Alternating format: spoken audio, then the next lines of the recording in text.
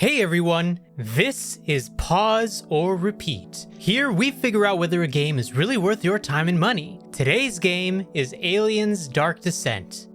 If you like XCOM and are a fan of the 1986 movie Aliens, then Aliens Dark Descent might be just for you. It's a game that takes the dark atmosphere of the Alien movies and puts it into a real-time strategy game. But is that enough to entice gamers? Let's find out by first going over the gameplay. The gameplay of Aliens Dark Descent is methodical and tactical. The game is a top-down squad-based RTS or real-time strategy game. The main gameplay loop involves commanding your squad of soldiers into multi-leveled maps to complete mission objectives. All the while, you are evading the pursuit of xenomorphs, the aliens from the Alien franchise. It's recommended to sneak by as many as you can, as once the hive is alerted of your presence, they won't stop coming until you exfiltrate back to base. At some point, you will have to fight some xenomorphs to complete objectives, but delaying that till the right moment is key to survival. Fortunately, you can exfiltrate at any time from the map, but it does eventually come at a cost when the game starts to give you a countdown timer till game over. But what is our objective? Why are we here? Let's take a look at the story to answer these questions. The story of Aliens Dark Descent of course takes place in the titular series' universe. Specifically, the year is 2198 on the moon of Lethe on the USS Otago. A shuttle arrives with cargo that happens to be xenomorph aliens. They are then released onto the ship by an unknown saboteur. After it all hits the fan, the Otago goes down and the Cerberus protocol is activated, which means full quarantine and sterilization of Lethe. In other words, everything is going to get nuked. The colonial marines you command are then sent in to deal with the alien infestation, as well as find a way to make the Otago functional again to allow escape from the planet. Ultimately, Aliens Dark Descent is a punishing game that requires you to make split decisions and plan ahead, since mistakes cost you greatly. But now the question still stands. Pause or repeat? I think it's easy to forget that this is a game based off of a movie franchise. Like, the entire time that I was playing it, I forgot about that fact entirely because, I am a horror fan and I do enjoy watching horror movies. And of course, I've seen the Alien movies. And the entire time I was just like, oh, wait a minute. This is based off of a movie. And I just forgot about that. It was actually interesting because that means to me, the gameplay itself holds up more than the atmosphere and the design and everything. Which I think, the game isn't perfect. By all means, it's not perfect, especially not even in its own genre of the XCOM tactical squad-based games. Like, if I would to say between the two, I still think XCOM is better and probably more polished in general. But comparing the two, I think that this game still has some merit and something that, it's built upon that is a fun experience for most people who enjoy that kind of gameplay.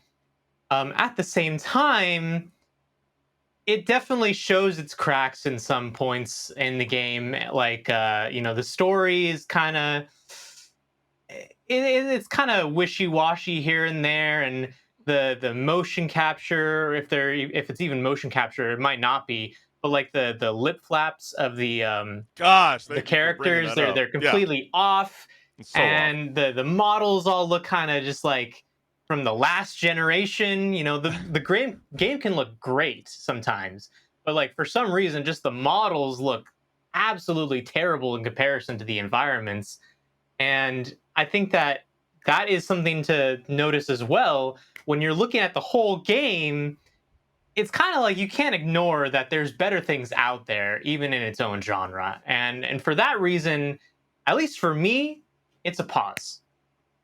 Yeah, I mean, I really wanted to like this game, HenricK. I feel like it's still one of the better installments of video games for the Alien franchise. But, there's too many game-breaking issues in the game that's really going to pull you away from it. One of them is the cinematic scenes. I am very big on storytelling in video games, but if you just can't figure out to get the graphics to match the voiceover actor to the video game character's moving lips, that pulls me out completely. I thought some of the villains look really cool, really bitching, but there's just something about the game crashing 24/7 really is going to pull you away. I mean, some of the examples that a lot of people are reporting is that your squad could get stuck in a dark room, or maybe you might, alternatively get your quest objective failed, or it's stuck in progress because a squad member might be stuck in a wall, or might be lifted in the air, or sometimes they just disappear in thin air when you're trying to get a survivor. And that's the sort of thing that if you have to keep replaying a certain segment and then keep having to restart the checkpoint, that's going to draw you away from the game. And, people have been trying to do this whole, this probably would have been cool if it was on, like, a mobile Steam Deck. You know what I'm saying? Like, this reminded me a lot of, like, Killzone Liberation when they try to veer away from the first-person shooter and try to do this cool, third-person environment. But, you and I were both on the same page. It's definitely a pause.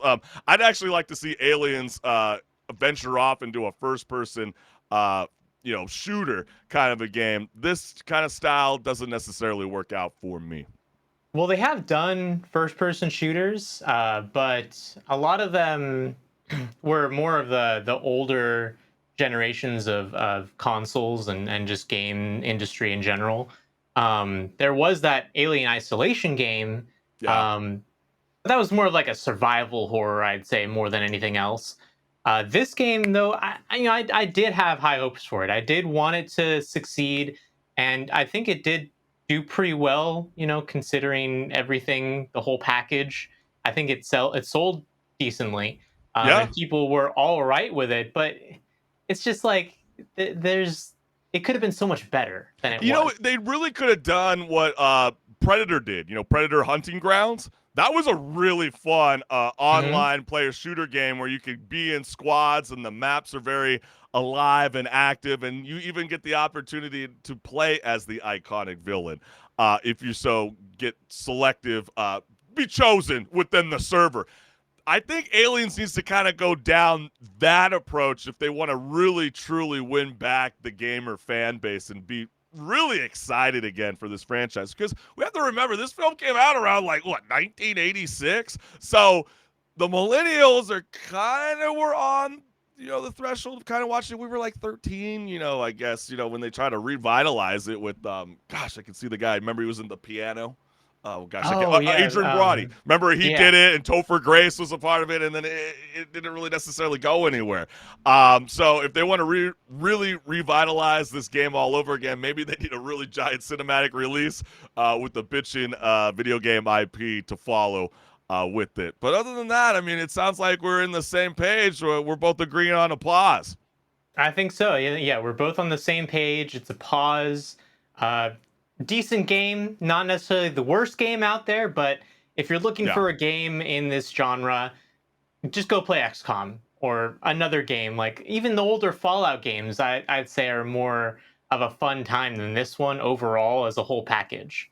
Yeah, I think that is definitely fair to say. So, hey, let us know what's good. If you're vibing with the game or you're not, please comment below, because we would definitely love to know your thoughts on Aliens Dark Descent.